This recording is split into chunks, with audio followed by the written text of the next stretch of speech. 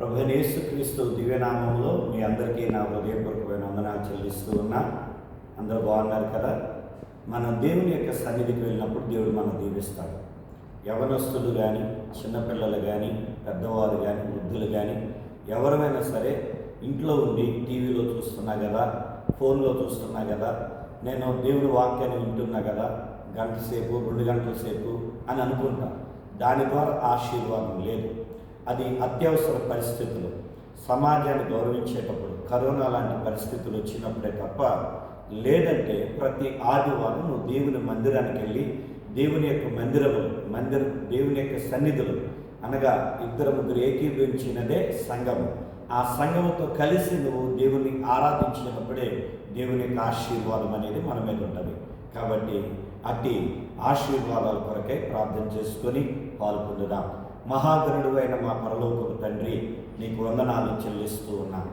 ఈ ఉదయకాలం ముందు జూన్ మాసము 4వ వారంలో నిన్ను స్తుతిస్తూ ఉండగా మీరిచ్చిన ఆయుష్ ఆరోగ్యాలను బట్టి, ప్రయాణాల్లో పనుల్లో నీ భద్రతా క్షేమాన్ని బట్టి నీకు కృతజ్ఞతలు చెల్లిస్తూ ఉన్నాం.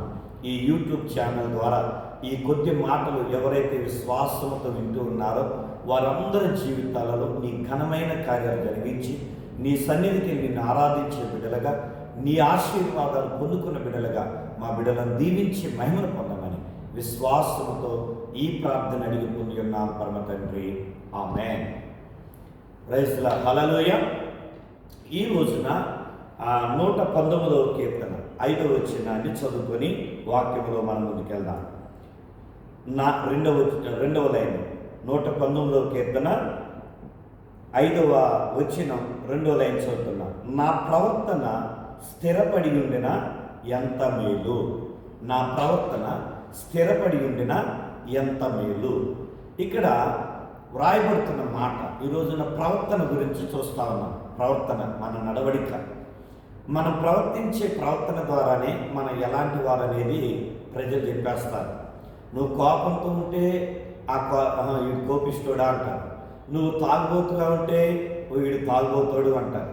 అలాగే నువ్వు ఎప్పుడు నవ్వుతుంటే ఈయన ఎప్పుడు కూడా సరదాగా ఉంటాడా అంటే, మన ప్రవర్తన చూడగానే, మన యొక్క నడవడికను చూడగానే ఇలాంటి వ్యక్తులు అని ఆడవారినైనా మగవారినైనా ఎవరినైనా కూడా సమాజం ఉంటే మాట్లాడేస్తూ ఉంటుంది.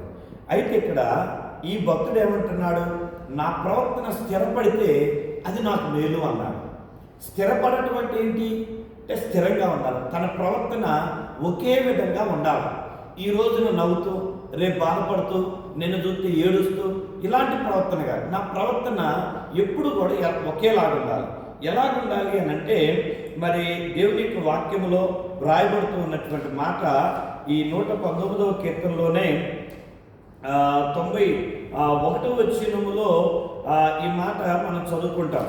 ఏమనంటే, సమస్తము నీకు సేవ చేయుచున్నవి కావున నీ నిర్ణయము చొప్పున అవి నేటికి స్థిరపడి ఉన్నవి అని వ్రాయబడింది. అంటే మనం ఏది చేసినా సమస్తము కూడా, ఈ లోకంలో ఉన్న సమస్తము కూడా దేవునికి సేవ చేస్తున్నాయి అంట. అన్నీ కూడా అలాగే మనం కూడా దేవుని యొక్క పరిచర్యలో మనం సహకరిస్తూ దేవుని యొక్క పనిని మనం చేస్తూ ఉన్నప్పుడు ఈ 119వ కీర్తన మొదటి నుండి మనం ఈ 8 వచనాల భాగంలోనే మనం ఏం చూస్తామంటే, ఆయన వాక్యాన్ని పట్ల ఆనందాన్ని కలిగి ఆయన వాక్యం ద్వారా మన జీవితాలను కట్టుకుంటూ ఉంటే మన ప్రవర్తన స్థిరపడును అని వ్రాయబడింది. నేను ఈ ప్రవర్తన గురించి ధ్యానిస్తూ ఉన్నప్పుడు మరి జ్ఞాని అయినటువంటి సొలొమోను రాసిన 3 విషయాలు పరిశుద్ధాత్మ దేవుడు ఆ హృదయంలో తీసుకొస్తే ఆ 3 విషయాలను జ్ఞాపకం చేస్తా. చూడండి, సామెతలు 16వ అధ్యాయము 7వ వచనములో ఈ మాట వ్రాయబడింది. ఒకరి ప్రవర్తన యెహోవాకు ప్రీతికరమగునప్పుడు ఆయన వారి శత్రువులను సహా వారికి మిత్రులుగా చేయను.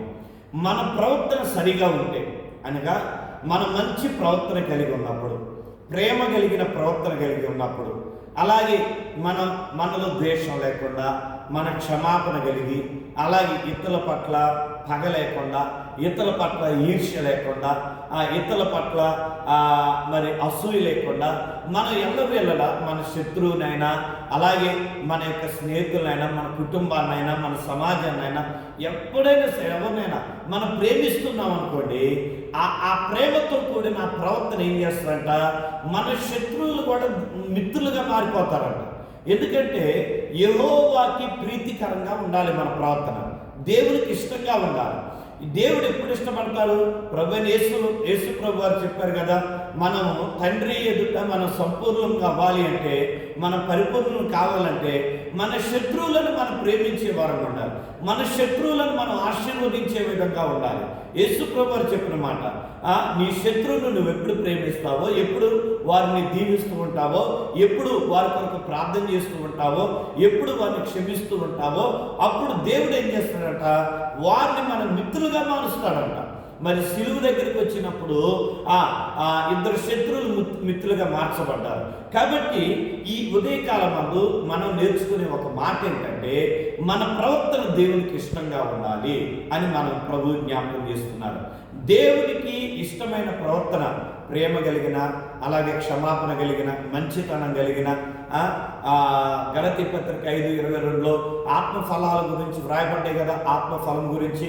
ఈ ఆత్మఫలాన్ని మనం పొందుకొని ఆ ఆత్మఫలాలు మనలో ఉన్నప్పుడు మనము దేవునికి ఇష్టకరమైన వ్యక్తులుగా ఉంటాం. ఆ ఇష్టమైన వ్యక్తిత్వాన్ని మనం కలిగి ఉన్నప్పుడు దేవుడు ఏం చేస్తాడంట, మన శత్రువుల వ్యక్తులుగా మారుస్తాడు అని వ్రాయబడుతుంది. లేకపోతే మన మిత్రులే మన శత్రువులుగా మారుతారు. అదే దేవుని వాక్యం చెబుతుంది. అందుకని ఇక్కడ జ్ఞాని అయిన సొలొమోను మాట అన్నాడు, మన యొక్క ప్రవర్తన దేవుని ఎదుట యథార్థంగా ఉన్నప్పుడు, మన ప్రవర్తన దేవుని ఎదుట మంచిగా ఉన్నప్పుడు, మన ప్రవర్తన దేవుడు ఇష్టపడినప్పుడు ఆయన మన శత్రువులను మన మిత్రులుగా చేస్తాడు అని చెబుతూ ఉన్నాడు. అలాగే 19వ అధ్యాయం 2వ వచనంలో కూడా ఆయన అన్న మాట చూడండి, ఒకడు తెలివి లేకుండుట మంచిది కాదు, తొందరపడి నడుచువాడు దారి తప్పిపోవును, ఒకని మూర్ఖత వాని ప్రవర్తనను తారుమారు చేయును అని వ్రాయబడింది. ఒకని మూర్ఖత వాని యొక్క ప్రవర్తనని తారుమారు చేస్తుందంట. అంటే నువ్వు మూర్ఖంగా ఉన్నావనుకో, నీ ప్రవర్తన మూర్ఖత్వం ద్వారా నీ ప్రవర్తన ఏమైంది, తారుమారైపోతాయి. నిన్నటి వరకు మంచివాడుగా ఉన్నావు, ఒకవేళ నువ్వు మూర్ఖంగా ఆలోచించి నువ్వు ఒక చిన్న రాంగ్ స్టెప్ వేయటం ద్వారా నీ ప్రవర్తన ఏమైపోయిందంట, తారుమారైపోద్దంట. అంటే నిన్నటి వరకు నువ్వు యథార్థంగా ఉన్నావు, మంచివాడు ఉన్నావు, అందరూ కూడా ఇదిగో ఫలానా అనే వ్యక్తి చాలా మంచివాడు అని అందరూ కూడా చెప్తా ఉన్నారు. సడన్గా నువ్వు నీ యొక్క ప్రవర్తన బయటకు వచ్చేసింది, అందరూ తెలిసేలాగా నువ్వు లంచం తీసుకున్నావు, అది అందరూ తెలిసిపోయింది.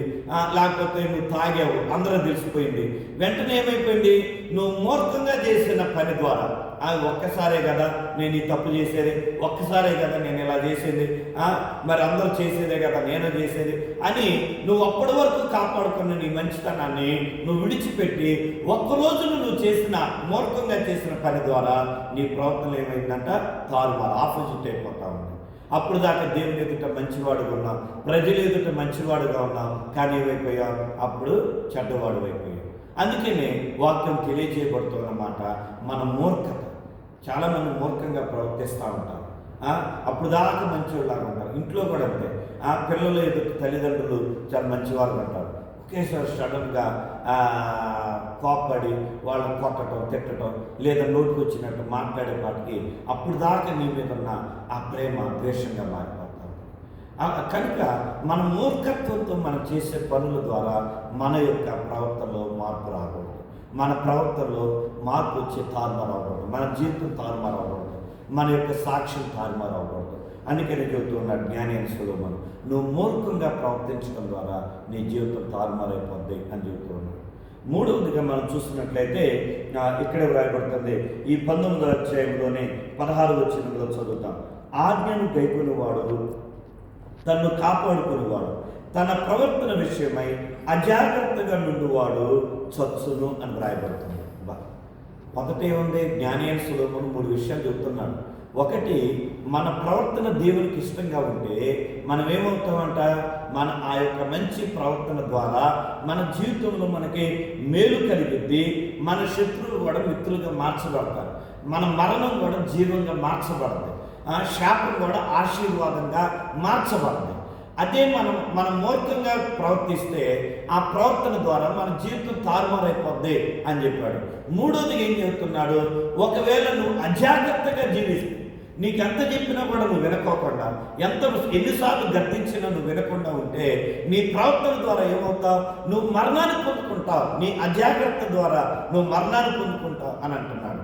మరి జ్ఞాని అయిన సొలొమోనుకి దేవుడు 2 మార్లు హెచ్చరించాడు. ఏమని, తన భార్యలు అన్ని దేవతల వైపు మళ్లిస్తూ ఉన్నప్పుడు హెచ్చరిస్తే ఆ హెచ్చరికని అజాగ్రత్త చేశాడు. ఆ హెచ్చరిక లోబడాల, దేవుని వైపు మారలా, తన ప్రవర్తన మార్చుకోవాలా, తన నడవడిక మార్చుకోవాలా, తన తీరును మార్చుకోవాలా. అందువల్ల ఏమైనా శాపగ్రస్తుడయ్యాడు. అలాగే మరి ఆ సంసోను జీవితాన్ని మనం చూద్దాం. సంసోను కూడా తన ప్రవర్తన మార్చుకోవాలి. అయ్యో, ఈ స్త్రీ నన్ను మోసం చేస్తుంది కదా, మరి ఈయన దగ్గరికి వెళ్ళి ఎందుకు చెప్పాలని వెళ్ళాడు. ఆమె చెప్పాడు, ఆమె ఆ ఇతరులు చెప్పింది, వాళ్ళు వచ్చి పట్టుకోబోయారు, అతడు ఇదిలించుకుని వెళ్ళిపోయాడు. ఇలా జరిగినప్పుడు నేను ఏం చెప్తున్నా, అది నా శత్రువుకి ఈ అమ్మాయి చెప్పేస్తుంది కదా అని ఏమైనా మానుకున్నాడా? మానుకోవాలి. తన ప్రవర్తనలు ఏమాత్రం మార్పు తెచ్చుకోవాలా. అలాగే అజాగ్రత్తగా ఉన్నాడు కనుక ఏమైపోయాడు, చివరికి మరణానికి అప్పగించబడ్డాడు. సో ఈ యొక్క అంత్య దినాలలో మరి ఎన్నోసార్లు దేవుడు వాక్యం ద్వారా హెచ్చరిస్తూ ఉన్నాడు. నేను వాక్యం ద్వారా నీతో మాట్లాడుతున్నాడు. మరి నీ ప్రవర్తన విషయంలో నువ్వు జాగ్రత్త కలిగి ఉన్నావు. ఒకవేళ జాగ్రత్తగా ఉంటే నువ్వు దేవుని రాజ్యంలో ఉంటావు. బాప్తిసం తీసుకొని మారుమనసు పొంది మారుమనసు జీవితం జీవిస్తూ నీ యొక్క మంచి ప్రవర్తన ద్వారా నువ్వు నిత్య రాజ్యంలో ఉంటావు. ఒకవేళ నువ్వు మార్చుకోకపోతే నీ ప్రవర్తనే నువ్వు నిత్య నాశనానికి వెళ్తావు, మరణానికి అప్పగించబడతావు. కనుక ఈ ఉదయకాల సమయంలో మన ప్రవర్తన ఎలా ఉన్నది పరిశీలన చేసుకుంటూ ప్రార్థన చేద్దాం.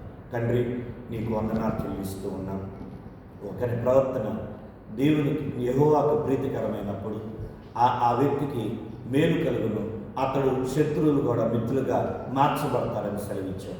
అదే ప్రవర్తన విషయంలో జాగ్రత్తగా ఉంటే అతడు మరణించును, అతని జీవితం తారుమారవునని సెలవించాం. కనుక మా ప్రవర్తనలో మేము సరిచేసుకొని నీకు ఇష్టమైన ప్రవర్తన కలిగి నీ నిత్య రాజ్యంలోని కృప ఈ మాటలు ఉంటున్న మా ప్రియబిడ్డలకి మాకు అనుగ్రహించి, అయ్యా మా ప్రతి అవసరతలు తీర్చి మీరు అక్కడికి ఆయత్తపరచమని, మా బిడ్డలందరికీ నీ ఆశీర్వాదాన్ని కుమరించమని, ఆరోగ్యాలతో నింపమని యేసు నామములో విశ్వాసం అడిగిపోయి ఉన్నాను తండ్రి. ఆమేన్. తండ్రి, కుమార, పరిశుద్ధాత్మ త్రియేక దేవుని సన్నిధి సదాకాలం తోడై దీవించునుగాక. ఆమేన్, ఆమేన్, ఆమేన్. మీ అందరికీ వందనాలు. మీ గాడ్ బ్లెస్ యు.